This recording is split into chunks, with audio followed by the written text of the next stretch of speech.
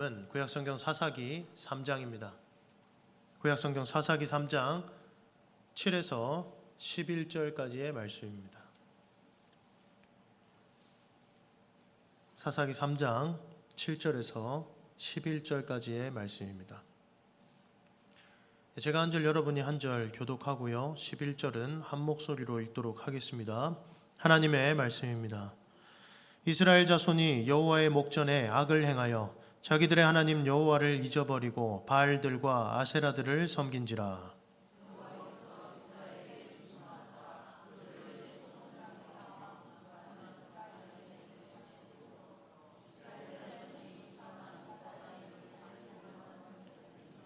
이스라엘 자손이 여호와께 부르짖음에 여호와께서 이스라엘 자손을 위하여 한 구원자를 세워 그들을 구원하게 하시니 그는 곧 갈렙의 아우 그나스의 아들 온니엘이라.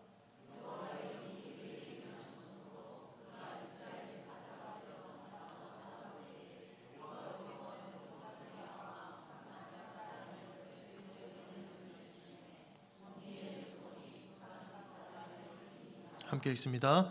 그 땅이 평온한 지 40년에 그나스의 아들 온니엘이 죽었더라. 아멘. 오늘은 하나님의 능력으로 라는 제목의 말씀으로 함께 하나님의 말씀을 듣기를 원합니다. 여러분, 교회는 하나님을 잊을 때, 하나님께서 주신 은혜를 망각하고 저버릴 때, 또 그 은혜에서 돌아섰을 때 반드시 타락하게 되어 있습니다. 우리의 타락의 원리 자체가 그렇기 때문에 그렇습니다. 인간이 타락할 때는 하나님께서 그 인간들에게 생명을 부여하신 그리고 모든 것을 주신 은혜를 잊고 자신의 욕심을 따라 행할 때 인간이 타락했죠. 인간의 모든 타락은 그 원리를 따르게 되어 있어요. 하나님과 하나님의 은혜가 보이지 않고 내 욕심이 보이기 시작할 때, 내 욕망이 보이기 시작할 때 인간은 반드시 타락하게 되어 있습니다. 모든 인간은 이미 이렇게 타락한 상태고요. 하나님의 은혜를 힘입어 다시 구원을 얻은 자들이 교회고 성도잖아요. 그러니 그들도 마찬가지인 거예요. 그렇게 하나님의 은혜를 통하여 다시 새 생명을 부여받고 이 새 생명을 가지고서 살아가게 되었으나 그들 또한, 성도들 또한 이 하나님의 은혜를 저버리고 망각하게 되면 필연적으로 타락하게 되어 있어요.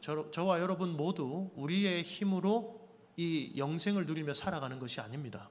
오직 하나님의 은혜로 말미암아 이 새 생명, 거듭남을 누리며 살아가기 때문에 하나님의 은혜를 잊고 하나님을 보지 않으면 우리가 누리고 살아가는 이 모든 것들이, 하나님으로부터 오는 이 모든 것들이 반드시 흔들리게 되어 있어요. 이것은 교리적으로 한 번 얻은, 하나님께서 한 번 주신 구원이 절대로 흔들릴 수 없다, 이거를 파회하는 말을 제가 하는 것이 아닙니다. 여러분, 교리적으로는 마찬가지입니다. 그렇습니다. 그것이 맞습니다. 하나님께서 한 번 구원 주신 자, 그 구원이 끊어지지 않습니다. 그러나 우리가 이 땅을 살아갈 때 누가 구원을 받은지 우리는 몰라요. 누가 천국에 가는지 우리는 알 수 있는 자격도 능력도 없단 말입니다. 우리가 나의 구원을 확신할 수 있는 이유는 내 모양과 내 모습을 보고 확신하는 것이 아니라 하나님의 말씀과 그리고 하나님께서 나에게 구원을 주신 그 하나님이 신실하셔서 이 구원의 역사와 사역들을 거두시지 않는다는 것을 알기 때문에 그것에 대한, 그 구원의 하나님에 대한 확신이지, 여러분 나는 잘 믿으니까 나는 절대 구원에서 탈락할 리 없어 라는 그런 사상 누각과 같은 맹신이 아니에요. 여러분, 구원의 확신이라는 것은 하나님에 대한 믿음이 구원의 확신 그 자체인 것입니다. 하나님이 누구인지를 알기 때문에.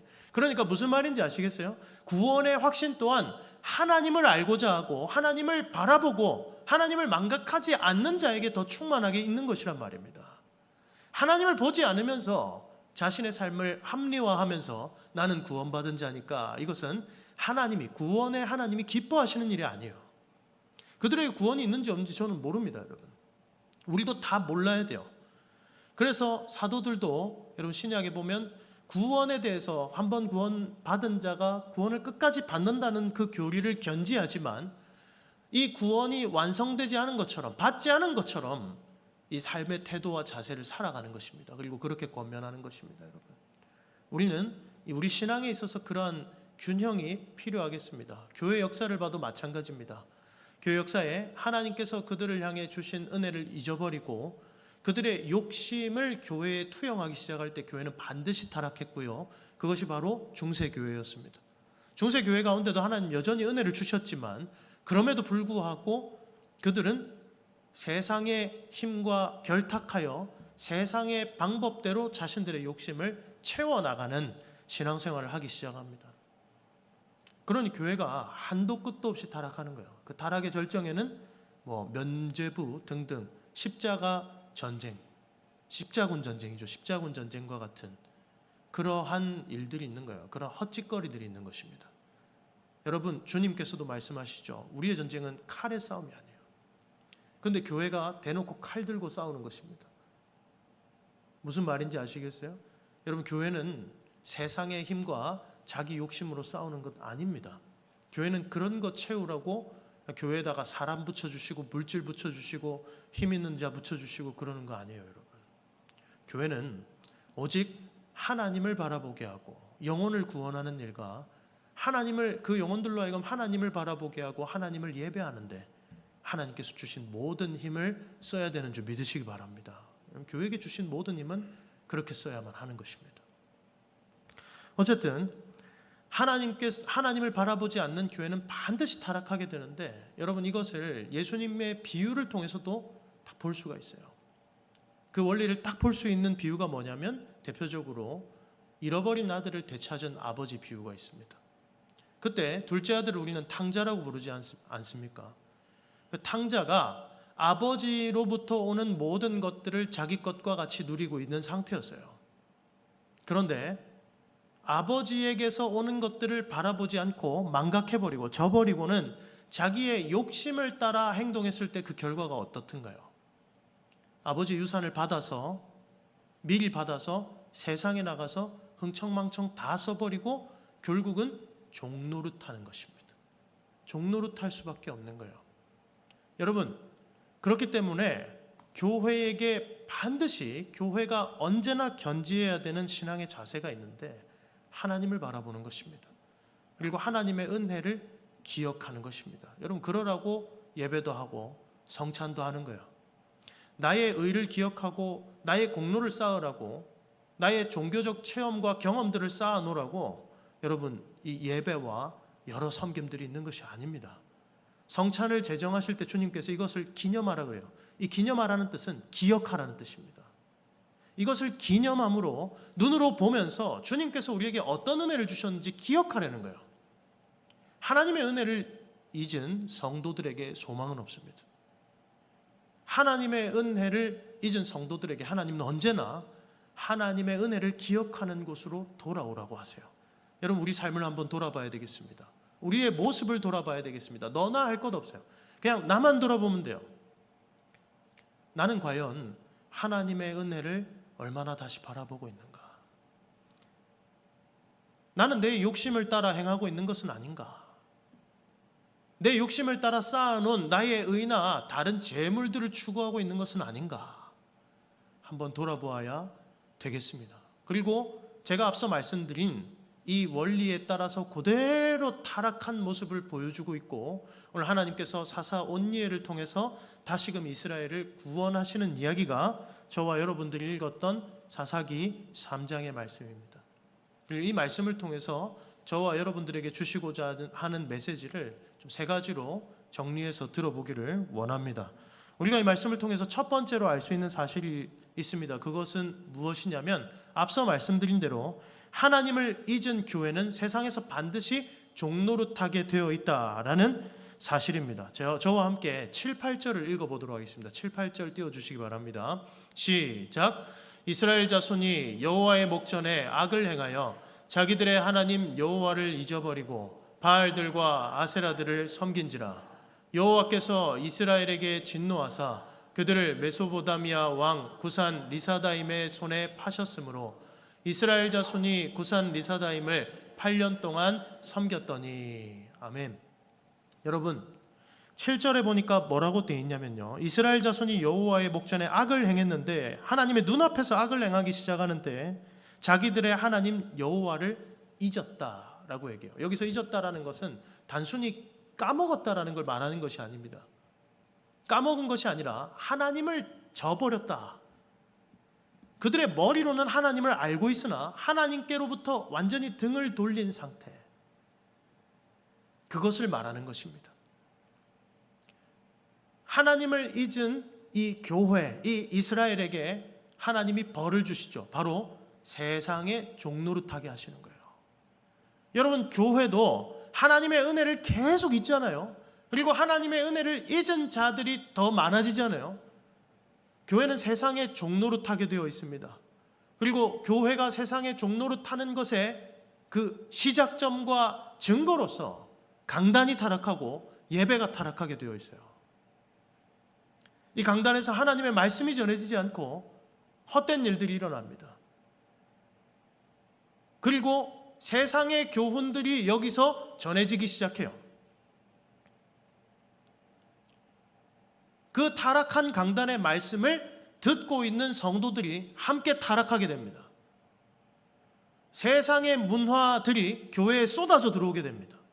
세상의 가치와 세상을 살아가고자 하는 세상에서 말하는 시대 사조와 지혜가 여기로 흘러 들어오게 돼요.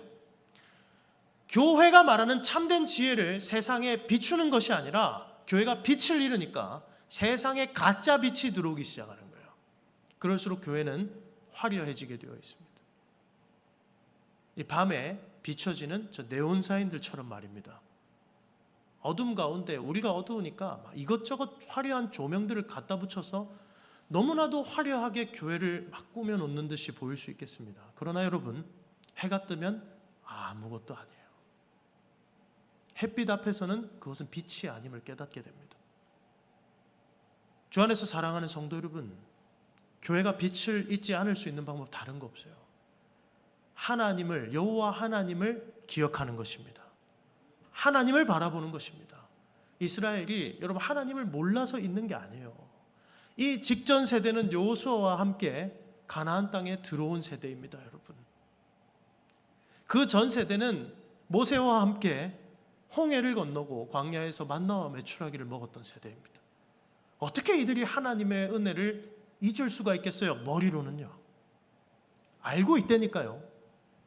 자꾸 어떤 사람들은 신앙교육이 안 돼서 그렇다 뭐 이런 얘기를 하는데, 여러분, 누누이 제가 지난번에도 말씀드렸지만 유대인들만큼 교육을 잘하는 민족이 없어요, 여러분. 여러분, 그들은 땅이 없었습니다. 나라가 없었는데 민족의 정체성을 2000년 가까이 이어왔던 백성들입니다. 민족들입니다. 민족성이 얼마나 뚜렷한지 아시겠어요? 타국의 종노릇을 얼마나 오랫동안 했는데요, 여러분. 여러분, 우리가 일제 치하에서 38년이죠. 38년을 일제 치하에 있었습니다. 그래도 일본의 잔재가, 여러분, 그 일제 치하에 있었던 문화와 잔재가 얼마나 오래 가요? 그 있었던 38년보다 더 오래 간다니까요. 이스라엘은 어떻겠어요? 유대인들은 어떻겠냐고요. 그런데 유대인들은 그 민족성을 유지해요. 단지 신앙 교육을 못하는 것이 아닙니다. 그 신앙 교육을 해야 되고 신앙을 먼저 보여줘야 되는 그 기성세대들이 먼저 타락했기 때문에 그래요. 하나님의 은혜를 저버렸습니다. 그냥 머리로만 까먹은 것, 맞다가 아니라 완전히 저버린 것입니다. 신앙으로만 우리는 살 수 없어. 이 태도예요. 신앙만으로는 절대 살 수 없어. 여기 들어가면 다산과 풍요의 신이 바알과 아세라거든요. 그 신이 필요할 것만 같은 거예요. 가나안 민족의 그 농업 기술이 필요할 것만 같은 거예요. 그 세상의 문화가 없이는 우리는 이 땅에서, 이 약속의 땅에서 살아낼 수가 없을 것 같은 거예요. 그들의 믿음 없음이 하나님을 저버리게 만들었죠. 그리고 그 결과는 하나님께서 메소포타미아 왕 구산 리사다임의 손에 그들을 파셨다라고 얘기합니다. 하나님이 팔아 넘기셨다. 하나님이 징계하시는 것이죠. 8년 동안입니다. 여러분, 구산은 사람의 이름이고요. 리사다임은 2배로 더 악한 이런 뜻입니다. 그러니까 두 배로 악한 구산이다, 이런 뜻이에요. 그럼 이스라엘 사람들이 이 사람의 별명을 붙인 것이죠. 왜 그렇게 붙였겠어요? 8년 동안 구산 리사다임, 구산이라는 자 밑에서 그를 섬겨보니 너무나도 악랄하게 착취하는 거예요.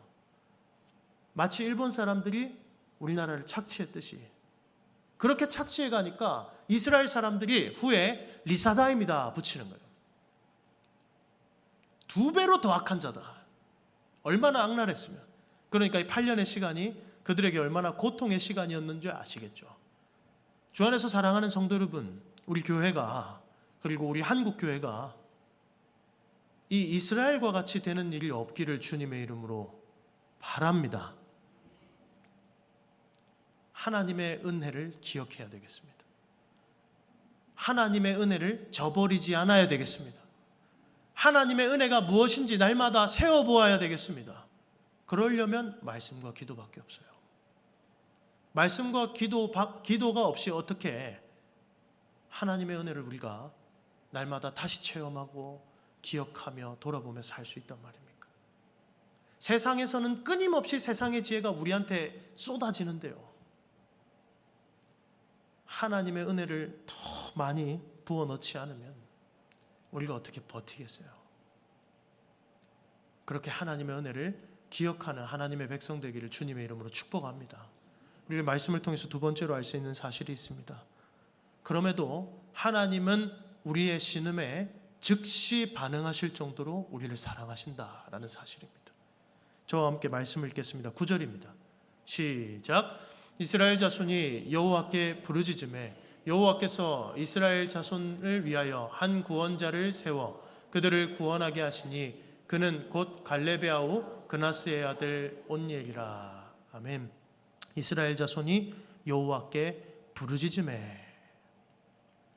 여러분, 여기서 부르짖음에라는 단어로 쓰인 것은 회개할 때 주로 쓰이는 슈브라는 단어와는 다른 단어가 쓰여요.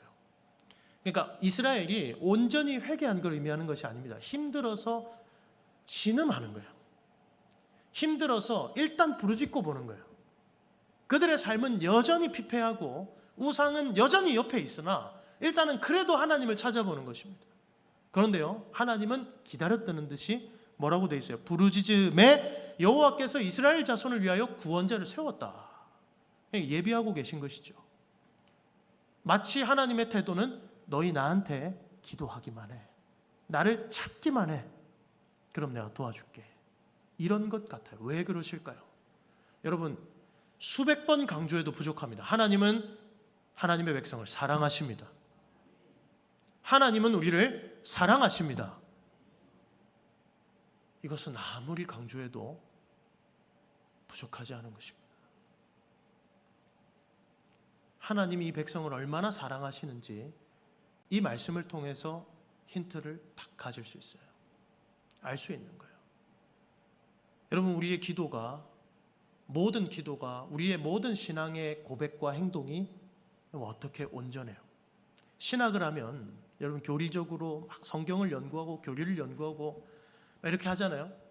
그러면 이렇게 신앙생활을 하면 안 되고 이렇게만 신앙생활을 해야 되고 답이 딱 보여요. 여러분, 답대로 신앙생활하는 사람 누가 있습니까? 우리의 그냥 인간적 우상숭배와 종교심을 완전히 배제한 채로 하나님의 영광만을 위한 기도와 교리적으로 온전히 맞는 기도와 찬송과 예배와 삶을 드리는 사람이 누가 있습니까? 아무도 없어요. 예수님 말고는 없습니다. 하나님은 우리의 연약함을 아시는 거예요. 여러분, 우리의 기도가 완전할 때만, 온전할 때만 하나님이 우리의 기도를 들어주셨다면 우리는 응답을 별로 받지 못했을 수도 있습니다. 그러나 하나님은 우리의 신음에 수없이 응답하셨고 우리의 삶에 즉각 반응할 때가 많으셨죠. 그때에는 왜 내 삶에, 내 기도에 즉각 반응하시지 않으십니까? 라는 의문을 가질 때도 있었으나 뒤돌아보면 하나님은 언제나 반응하고 계셨어요. 언제나 우리의 삶을 건져내고 있으셨고 우리를 돕고 계셨단 말입니다. 우리를 너무나도 사랑하시기 때문에 도우려는 태세를 이미 가지고 계세요. 매로 벌하면서도 안아주실 준비를 하고 있단 말입니다. 마치 아버지가 아이를 훈육하듯이 말입니다.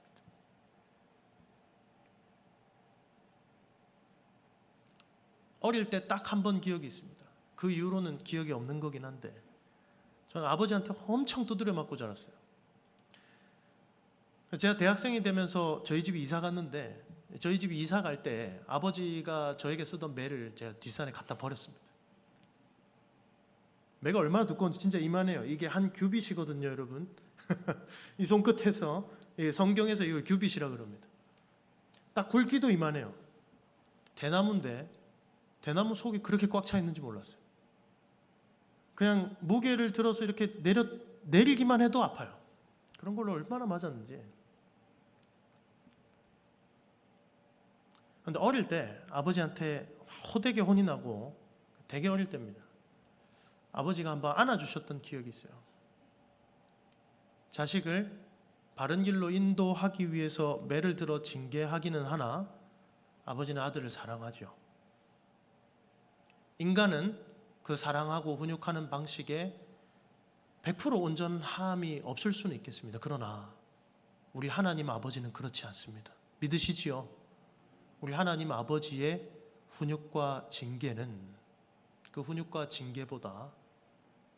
징계조차도 하나님의 사랑에서 비롯되고요. 그 잠깐의 징계보다 하나님의 사랑이 더 큰 줄 믿으시기 바랍니다. 그러니 여러분 하나님께 신음해야 합니다. 성경에서 교리적으로 뭐라고 기도는 이렇게만 해야 됩니다. 저렇게만 다 집어치우십시오. 때로는요. 그렇게 하지 말라는 말이 아닙니다. 여러분 우리의 기도는 그곳을 향해 가야 합니다. 날마다 장성해 가야 돼요. 그러나 그저 하나님께 부르짖고 신음하고 찾을 때도 필요한 거예요. 하나님은 언제나 저와 여러분들의 신음에 응답하실 준비가 되어 있으신 하나님인 줄 믿으시기 바랍니다. 오늘 바로 구원자를 준비하셨듯이 말입니다. 우리를 그만큼 사랑하십니다. 그리고 오늘 말씀을 통해서 알 수 있는 마지막 사실이 있습니다. 그것이 무엇이냐면 우리는 성령의 은혜를 힘입음으로 승리할 수 있다라는 사실입니다. 우리 함께 10절을 읽어보도록 하겠습니다. 10절입니다. 시작. 여호와의 영이 그에게 임하셨으므로 그가 이스라엘의 사사가 되어 나가서 싸울 때에 여호와께서 메소보다미아 왕 구산 리사다임을 그의 손에 넘겨주심에 온니엘의 손이 구산 리사다임을 이기니라. 아멘.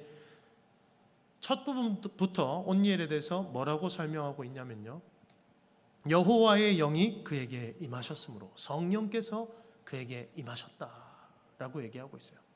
그러니까 사사기의 저자는 온니엘을 통해서 하나님께서 승리하게 하셨는데 온니엘이 승리할 수 있었던 근거에 대해서 성령의 능력이라고 얘기하는 것입니다.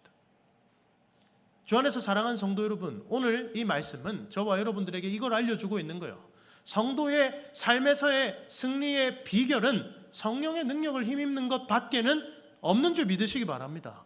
그래서 성령의 은혜를 구해야 되는 거예요. 성령을 구해야 되는 거예요. 성령의 충만한 능력을 구해야만 하는 것입니다. 우리는 성령의 전신갑주를 힘입지 않고서는 전쟁을 나갈 수도 없고 전쟁에 나가서 그 전쟁을 수행할 수도 승리할 수도 없단 말이에요. 우리에게는 능력이 없습니다.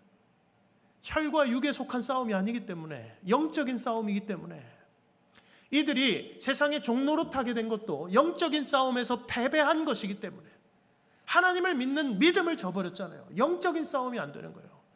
우리도 마찬가지인 거예요. 우리 각 개인의 싸움도 마찬가지고요. 우리 교회가 함께 연합하여 수행해 나가야 할 이 싸움도 마찬가지예요. 우리의 싸움은 영적인 싸움입니다. 믿음의 싸움이란 말이에요. 이것은 성령의 도우심이 없이는 불가능한 것인 줄 믿으시기 바랍니다. 그러니 여러분 각 개인에게 성령의 충만함을 달라고 기도하시기 바랍니다. 예수님께서도 성령을 구하라고 하시잖아요. 구하는 자에게 성령을 주시지 않겠느냐. 온니엘의 이 승리의 사례를 통해서 보여주시는 거예요. 여러분 온니엘이 전술과 전략을 잘 짜고 온니엘이 강해서 이긴 것이라고 강조하고 싶었다면 여러분 성경은 온니엘의 이 전쟁을 수행한 이야기들을 낱낱이 기록했을 것입니다. 그런데 여러분, 사원경은 딱 한 줄로 그냥 요약하고 있는 거예요. 여호와의 영이 그에게 임하셨으므로. 이게 이유예요. 전쟁에서 승리할 수 있었던 유일한 근거입니다.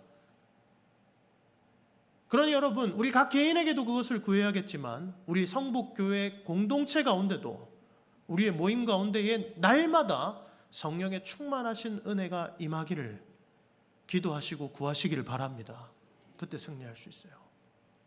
여러분, 온니엘의 그 이름 뜻 자체도 하나님의 힘이라는 뜻입니다. 하나님의 힘, 하나님의 능력이라는 뜻이에요. 하나님의 능력과 하나님의 힘으로 이 백성이 건져내짐을 받는 것입니다. 구원을 받는 것입니다. 이 이야기는 저와 여러분들에게 전쟁에 승리할 수 있는, 이 영적인 전쟁에서 승리할 수 있는 근거와 믿음을 미리 보여주고 있는 것입니다. 하나님께서는 죄와 사망 가운데에 신음할 수밖에 없는 저와 여러분들, 세상의 종노릇할 수밖에 없는, 구산 리사다임과 같은 세상의 종노릇할 수밖에 없는 저와 여러분들을 위하여 온니엘보다 더 큰 이가 되시는 예수 그리스도를 우리에게 보내주신 것입니다. 그분은 그 자체로 하나님의 구원의 능력이 되셔서 우리를 구원하실 수 있는 능력을 십자가에서 죽으시고 부활하심으로 확증하여 보여주셨습니다. 우리의 복음은 그래서 부활의 복음입니다. 승리한 것입니다. 우리는 그렇지 않았지만, 우리는 죄와 사망의 권세로부터 눌리고 있었지만 주님께서는 그 죄와 사망의 권세를 밟고 일어서심으로 말미암아 승리하신 것입니다. 그리고 그것만이 아니죠. 그 믿음의 근거를 세우시고는 저와 여러분들에게 그것을 누리며 살 수 있도록, 이기며 살 수 있도록, 온니엘과 같이 승리하며 살 수 있도록 선물을 주셨는데요, 바로 그 선물이 성령 하나님이십니다. 구약에서는요, 간헐적으로 하나님의 영이 이렇게 하나님께서 주시는 직분을 감당하는 자에게 임해요. 그런데요, 신약으로 들어오면 어떻습니까? 예수님 이후에 모든 신약을 살아가는 백성들에게는 예수님을 믿기만 하면, 누구든지 예수님의 이름을 믿기만 하면 성령 하나님이 우리 안에 내주하시는 줄 믿으시기 바랍니다. 성령께서 우리 가운데 계세요. 성령이 임하셨으므로 이겼다잖아요. 저와 여러분 가운데 성령께서 계시는 줄 믿으십니까? 그것을 믿는다면, 그것을 알고 계신다면 우리는 승리할 수 있습니다. 승리할 수 있는 근거가 우리 삶 가운데 날마다 함께하고 있는 것입니다. 우리가 온전히 믿지 못할 뿐, 그럼에도 불구하고 우리 가운데에 성령께서 성령의 힘을 구하며 그 의지하는 자에게 능력을 주실 것만 기다리고 있는 거예요. 우리 가운데 함께 하심으로 말입니다. 우리 가운데 이 세상을 살아가면서 성도라는 직분을 주셨습니다. 세상의 빛과 소금으로서 우리는 살아야 되겠습니다. 세상의 종노릇하며 세상에게 역지배를 받으며 사는 것이 아니라 복음의 능력으로 세상을 정복하고 그 하나님의 빛을 세상 가운데 비출 수 있는 삶을 성도로서 살아야 되겠습니다. 그러나 이것은 우리의 힘으로 되는 것이 아닙니다.